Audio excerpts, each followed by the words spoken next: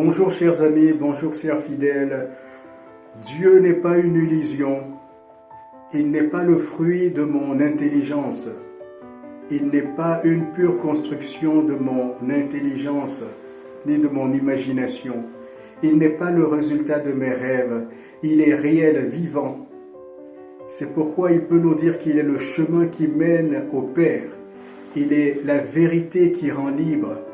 Il est la vie qui n'a pas de prix. Prenez soin de vous. Prenons soin de nous. Bon dimanche et à très bientôt. De saint Ambroise. Nous te suivons, Seigneur Jésus, mais pour que nous te suivions, appelle-nous, parce que sans toi, nul ne montera vers toi. Car tu es le chemin, la vérité, la vie. Tu es aussi notre secours, notre foi, notre récompense. Ceux qui sont à toi, accueille-les, toi qui es le chemin, fortifie-les, toi qui es la vérité, vifie-les, toi qui es la vie. Mes chers amis, je vous dis une petite parole du pape François. Le Seigneur console avec proximité. Il parle peu, mais il est proche. Avec vérité, il ne trompe pas. Avec espérance, que votre cœur ne se trouble pas. La consolation du Seigneur est proche, véridique. Il nous ouvre les portes de l'espérance. Voilà. Que ce texte vous donne beaucoup d'espérance pour le retour à la liberté après la pandémie. Et bon dimanche.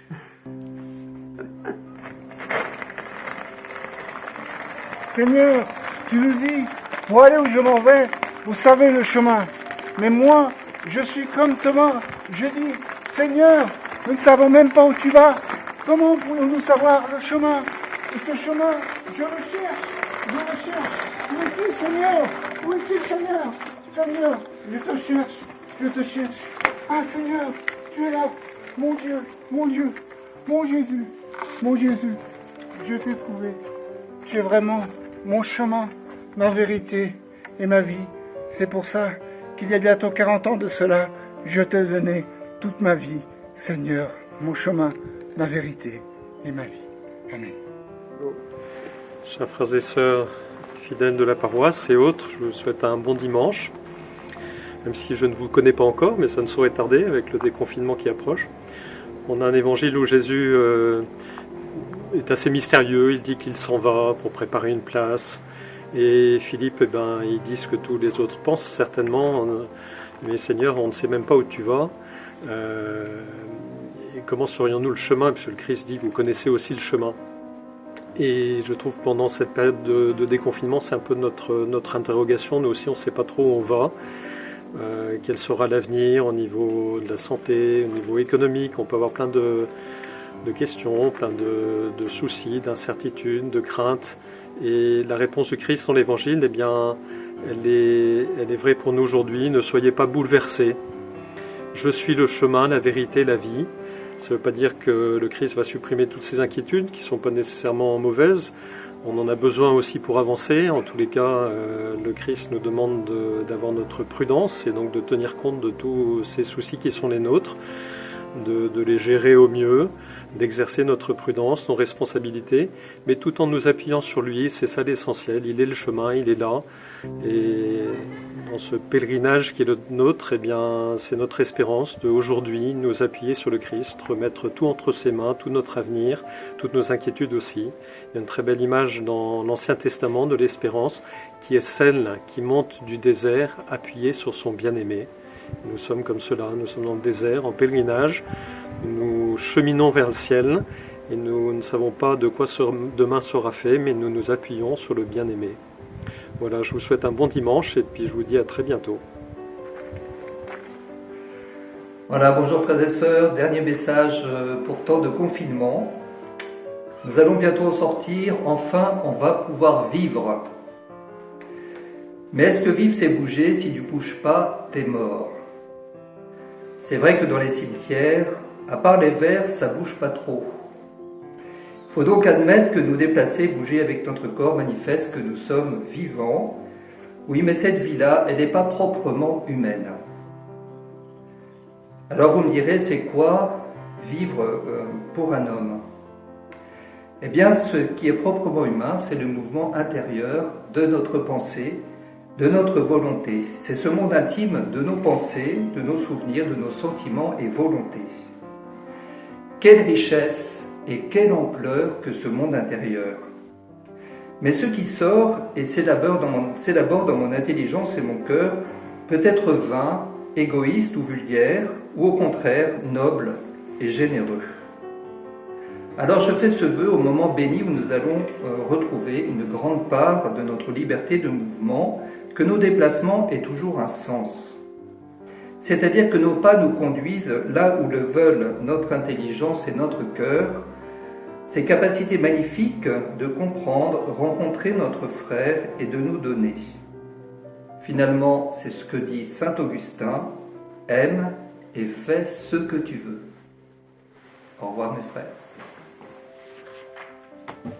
Bonjour, très heureux d'être avec vous en ce dimanche. Comme vous l'avez compris, c'est la dernière vidéo. Nous allons plus avoir les moyens de sortir une vidéo tous les jours, mais les frères, nous tenions à vous faire cette vidéo tous ensemble. Moi, je serai moins spirituel ou moins drôle. Je voudrais être plus pastoral. Monseigneur Aveline a envoyé une lettre à tous les prêtres et il rappelle que le pape a demandé donc que l'on respecte, a rappelé qu'il fallait respecter la loi civile et les normes sanitaires, et donc c'est ce que nous allons faire. Ce qui veut dire pour nous concrètement, les églises sont ouvertes. Maintenant, vous êtes vraiment libre d'y venir autant que vous voulez ou autant que vous pouvez. Et donc, eh bien, la possibilité de venir prier, de venir méditer la parole de Dieu. Vous ne pouvez toujours pas aller à l'Eucharistie, mais Jésus, Eucharistie, est présent, il est là. Et cette présence, elle est un don éternel qui est fait aux croyants et aux baptisés. Et donc ça, c'est important pour nous de nous le rappeler. Et donc ça serait, je pense, une belle chose si vous avez l'occasion de passer à l'église un temps, voilà, pour venir prier. La deuxième chose qui nous a été rappelée, c'est que nous pouvons à nouveau nous réunir en groupe de 10 personnes. Donc maximum 10 personnes. Ça veut dire que tous les groupes de partage, de prière, les conseils, dans la mesure où nous sommes maximum 10 personnes et que nous respectons les normes sanitaires, eh bien nous pouvons reprendre normalement. Et puis le dernier point, il nous a été fortement, Monseigneur Aveline nous a encouragé fortement à proposer la confession aux fidèles, puisque à Pâques vous n'avez pas pu vous confesser. Donc ça veut dire, pour ma part, j'ai pas pu consulter les frères, mais pour ma part, samedi prochain, je serai à la permanence de confession à 11h. J'y resterai voilà, le temps qu'il faut. Donc à 11h du matin. Et si vous souhaitez vous confesser, on peut se retrouver à l'église de Gréasque ou de Saint-Savornin ou de Cas d'Olive. Vous pouvez m'appeler ou appeler un frère et on vous recevra en confession dans la joie du Seigneur. Voilà, pour ce qui est après du 2 juin, on aura l'occasion de communiquer là-dessus. Il y a effectivement des normes qui sont assez fortes, assez strictes, qu'il va falloir mettre en place. Mais je suis sûr que cela va bien se passer. Je vous souhaite donc un très très bon déconfinement progressif. Soutenons-nous par la prière et puis aussi par votre attention les uns envers les autres. J'espère que j'aurai l'occasion de vous rencontrer très vite. À très bientôt, bon dimanche, au revoir.